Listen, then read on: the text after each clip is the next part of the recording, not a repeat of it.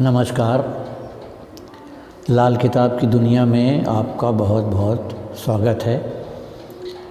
मैंने पिछले वीडियो में वो अपना एक एक्सपीरियंस शेयर किया था पैरानॉर्मल, उसमें लाल किताब का भी अंश आया था। उस सूत्र को पकड़ के फिर मैं आगे बढ़ रहा हूँ। तो मैंने यही बताया था आपको कि मैं आपको 1 बाय 1 जो एक एग्ज़ाम्पल कुंडली जो लगी हुई है उसके हिसाब से मैं आगे इसमें प्रोसीड करूँगा। अब लाल किताब का मैटर असल में इतना बड़ा है कि ये समझ लीजिए कि 10 दिशाओं से इनपुट आते हैं और उनको सही तरीके से सहेज के और बताना और लिखना ये बड़ा मुश्किल काम है।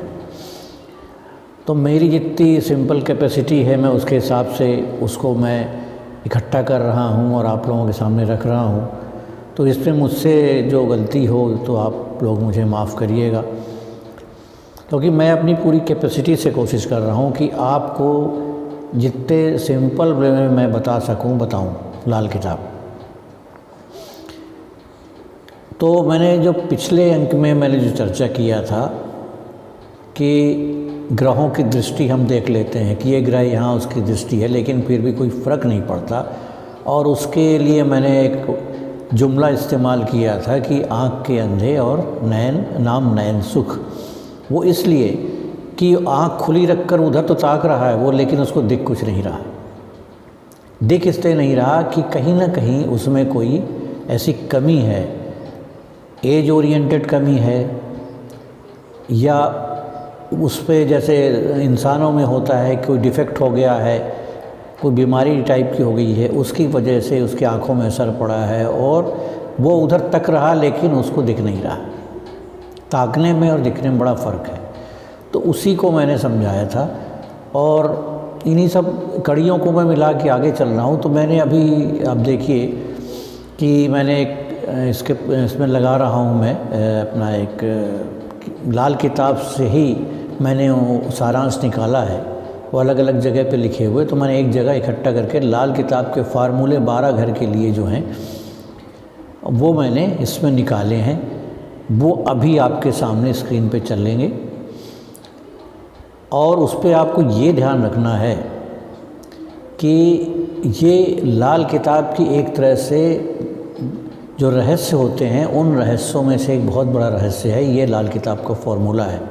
लाल किताब के इस फार्मूले को आप अच्छी तरह से याद कर लें, अपने दिमाग में बिठा लें और हो सके तो याद कर लें, कंठस्थ कर लें, क्योंकि लाल किताब की दुनिया के सफ़र में ये फार्मूला बहुत काम में आएगा और जो मैं वीडियो बना रहा हूँ उसमें विशेष रूप से तो काम में आएगा कि आप असेसमेंट कैसे करते हैं। और इस असेसमेंट को आप हर जगह लाल किताब के जो एनालिसिस है उसमें अप्लाई कर सकते हैं।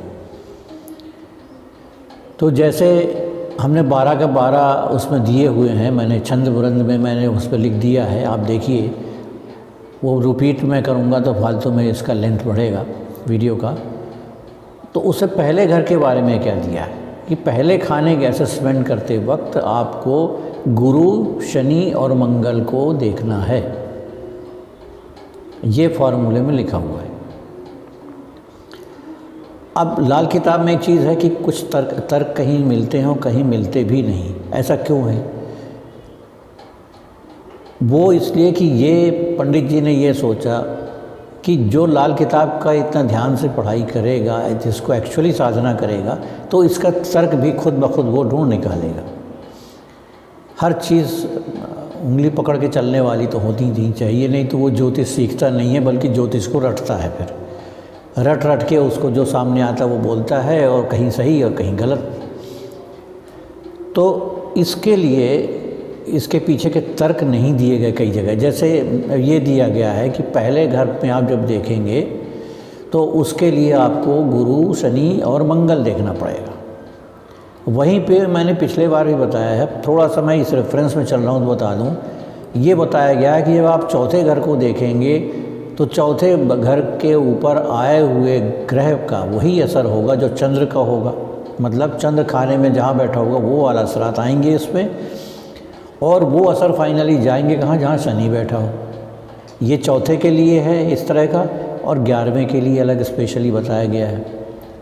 इसके ऊपर मैं फिर कभी चर्चा करूँगा, अभी मैं पहले घर के ऊपर चल रहा हूँ, और मेरी बुद्धि में जितनी है कुव्वत है उसके हिसाब से मैं इसको तर्क को स्पष्ट करूँगा, क्योंकि मैं शुरू से बोलता आ रहा हूँ कि लाल किताब में जो भी बताया गया है इनके बेसिस के ऊपर उपाय, उनको टोटका मत बोलिए। लोग बाग बहुत से ऐसे हैं जो उसको टोटका बोलते हैं, किताबें छपवा चुके हैं टोटका बोल के। ये लाल किताब का अपमान है। टोटका होता है जिसके पीछे कोई लॉजिक, कोई रीजनिंग नहीं होती, लेकिन लाल किताब में जो भी दिया हुआ उसके पीछे बराबर लॉजिक और रीजनिंग है। हम लोग अभी भले निकाल नहीं पाए सारे के सारे, वो बात अलग है। तो मैं आगे बढ़ाता हूँ। अब जिसमें पहले घर पे दिया हुआ है कि पहले घर का वही असर होगा जो गुरु, शनि और मंगल का है। अब हम यहाँ देख रहे हैं कि पहले घर में जो केतु बैठा है, ये जो एग्जाम्पल कुंडली में पहले घर पे जो केतु बैठा है, उस केतु के कारण इस जातक के पारिवारिक ज़िंदगी में क्या हो रहा है, क्या सेपरेशन संभव है, क्योंकि इसका शुक्र भी 8वें घर में बैठा है। 8वां शुक्र भी अच्छा नहीं माना जाता, और केतु को मैं मानता हूँ एक कैंची की तरह है जो हर चीज़ को काटने के लिए मतलब तैयार रहता है। चंद्र के साथ बैठ जाए तो आपके मेमोरी को काटता है वो। लोग बाग जिनके चंद्र केतु का कॉम्बिनेशन होता है वो अक्सर बड़ी बड़ी चीज़ों में कुछ चीज़ें याद रहती, कुछ चीज़ें भूल जाते हैं। इवन मैंने देखा है कि वो जहाँ से सैकड़ों बार जिस रास्ते से निकलते उस रास्ते को भी भूल जाते हैं, क्योंकि ये एक कैंची है जो कट करता है। अब यहाँ केतु 7वां है और वो उसकी दृष्टि बट नेचुरल 7वें खाने में 7वीं पूरी दृष्टि है। दृष्टि की बात कर रहा हूँ मैं। अब उस दृष्टि में कितनी ताकत है उसकी बात हमें भी करेंगे। तो क्यों नहीं हुआ सेपरेशन, क्यों नहीं हुआ, इसमें ये बात ज़रूर है कि वो चीज़ कई बार यहाँ तक आएगी कि अब चलो ये पटरी नहीं बैठ रही, पट नहीं रहा, कोई ऐसा रीज़न हो गया, अब हम इसको ख़त्म करते हैं। लेकिन ये होगा नहीं। क्यों नहीं होगा? इसलिए कि केतु फुल पावर वाली दृष्टि नहीं देख पा रहा है। क्यों नहीं देख पा रहा है? अब आप देखिए, इसमें कहा गया है कि वही असर होगा जो गुरु, शनि और मंगल का होगा। इस जातक के 9वें घर में गुरु और शनि हैं और 11वें घर में मंगल है। अब 9वें घर का कारक ग्रह भी गुरु है, 11वें घर का भी कारक ग्रह गुरु है। अब आप देखिए कि गुरु जो है इसकी दृष्टि, कौन सी दृष्टि जा रही है लगन के ऊपर? 5वीं दृष्टि जा रही है ना। 9, 10, 11, 12 और 1 गुरु की 5वीं और 9वीं दृष्टि भी होती है, तो 5वीं दृष्टि जा रही है। मतलब गुरु क्या जो प्रभाव है वो लगन में जा रहा है। लगन में जो राजा बन के केतु बैठा है उसके ऊपर भी जा रहा है। दूसरे शब्दों में मैंने जो चश्मे की बात की थी कि केतु को चाहे अनचाहे उसमें गुरु के कलर वाला चश्मा लगाना पड़ा। अब गुरु का कलर तो पीला होता है, आपको मालूम होगा पीला रंग है। अब आपने ये भी देखा होगा कि नाइट विज़न जो चश्मे होते हैं जो रात में लगाए जाते हैं देखने के लिए, उनका जो ग्लास या जो भी मटेरियल होता है उसमें पीला रंग होता है क्लियरली देखने के लिए। इवन जो गाड़ियों में फॉग लाइट होती है उस पर वो भी पीले रंग की होती है, क्योंकि पीला रंग धुंध को भेद देता है, अंधकार को भी भेद सकता है। तो केतु जो अंधकार क्रिएट करने की सोच रहा था वो नहीं हो पाता। लेकिन कहाँ तक नहीं हो पाता? मतलब विच्छेद नहीं होगा, लेकिन विच्छेद जैसी स्थिति बनेगी। अब आइए कि क्या होगा। अब गुरु की शक्ति क्या है, शनि की शक्ति क्या है और मंगल की शक्ति क्या है, तीनों को हम देखते हैं। अब लाल किताब के सिद्धांतों को अगर हम लेते हैं तो छठे खाने तक गुरु की शक्ति फिर भी रहती है, गुरु का फल अच्छा होता, मैंने भी देखा है। छठे के आगे जैसे जैसे गुरु आगे की ओर जाता है, 7, 8, 9 इस तरह से, तो उसके अंदर जो एक जैसे हम हर आदमी के अंदर एक स्प्लिट पर्सनैलिटी होती है, एक नेगेटिव एक पॉजिटिव, ऐसे भी हर ग्रह में भी स्प्लिट पर्सनैलिटीज़ या स्प्लिट इफेक्ट्स रहते हैं, पॉजिटिव और नेगेटिव। तो छठे घर तक ये दोनों बैलेंस रहते हैं गुरु में, और जैसे जैसे ये 7 से लेकर 12 तक जाता है वैसे वैसे ये नेगेटिविटी बढ़ती चली जाती है। 12वें में जाके एक्सट्रीम में आ जाता है वो। तो 9वें में भले वो कारक है, वहाँ का मालिक भी है लाल किताब के अनुसार, लेकिन वो नेगेटिविटी का डिग्री है कुछ, जिसने उसके 100% असर को कम कर दिया है। उतना परसेंट नहीं रहा, कुछ कट हुआ है, जिसकी वजह से केतु फिर भी अपना असर उस पर डाल रहा है। तो उसकी पारिवारिक ज़िंदगी में, जिसको कहते हैं ना टाइड्स, उतार चढ़ाव आते रहते हैं।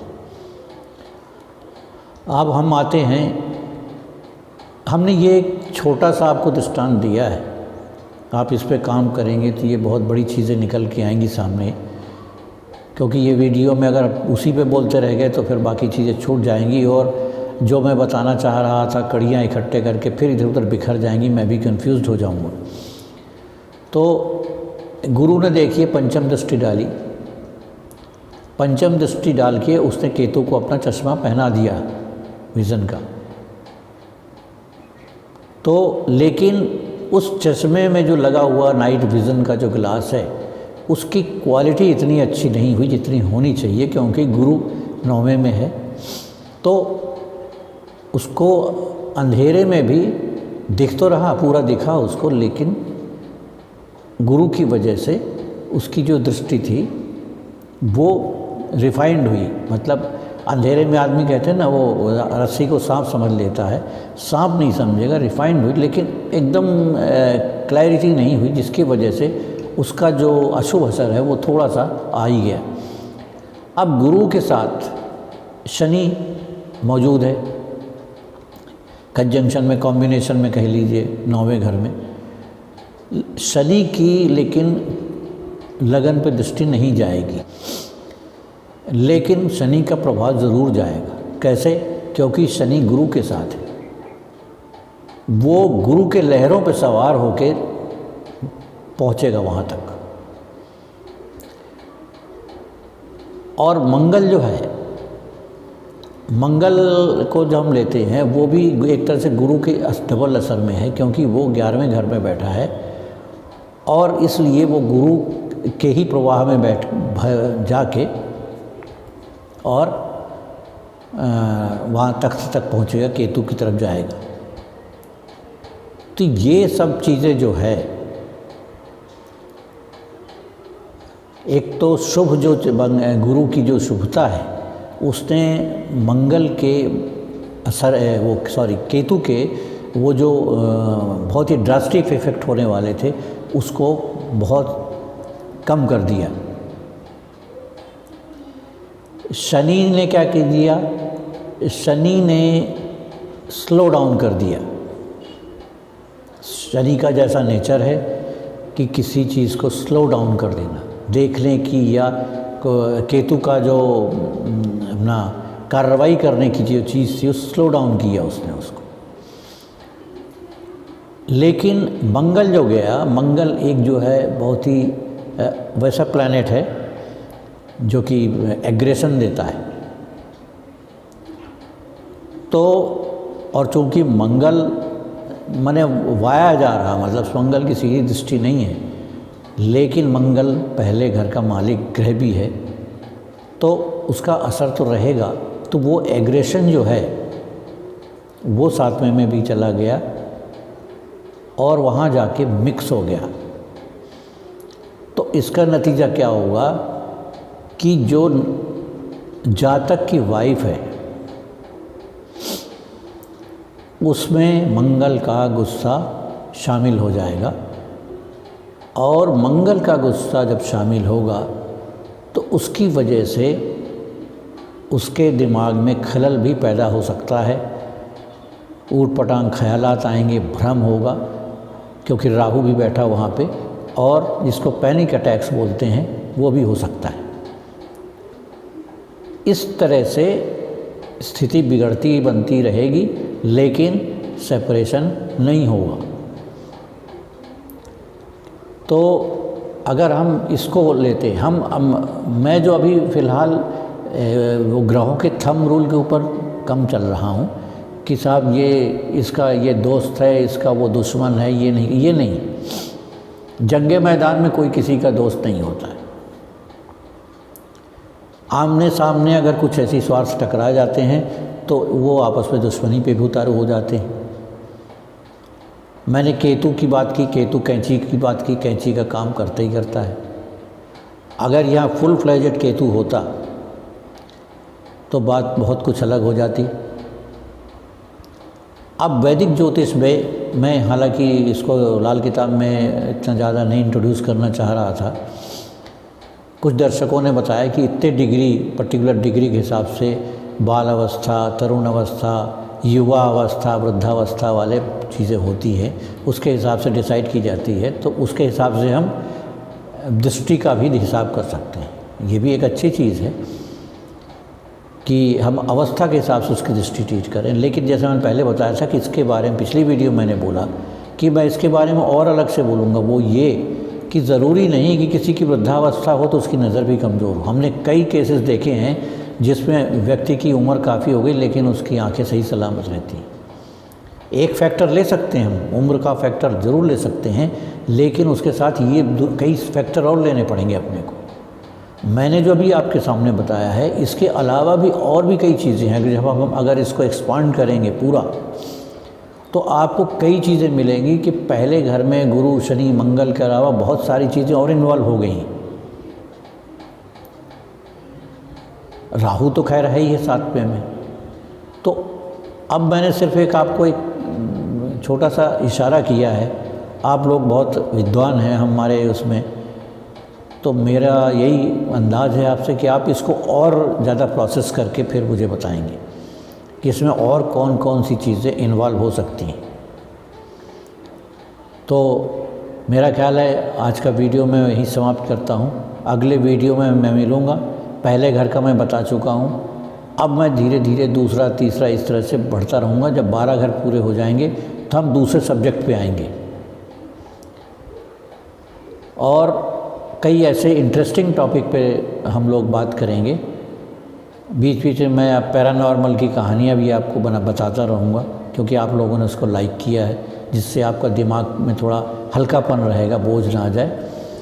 तो ये पहले घर के लिए मैंने बताया, और मैं ये बता रहा हूँ कि जितना मैंने बताया उतना लिमिटेशन नहीं है। इसमें आप और भी चीज़ डालेंगे तो आप देख लेंगे और क्या चीज़ है। जैसे एग्ज़ाम्पल मैं बताऊँगा आपको कि गुरु, शनि और मंगल डाला गया है। मैंने उन गुरु के दृष्टि के ऊपर से बोला है। आप मंगल की लेंगे तो मंगल की चौथी, 8वीं दृष्टि को भी काउंट करके देखिए कहाँ कहाँ जा रही है। शनि की भी आप तीसरी, 10वीं दृष्टि भी देख के देखिए। उससे आपको कई ऐसे आयाम मिलेंगे जो आपको अभी तक कहीं पता नहीं लगे होंगे। तो चलिए आपसे इजाज़त लेते हैं, आगे फिर अगली वीडियो में मिलेंगे। नमस्कार।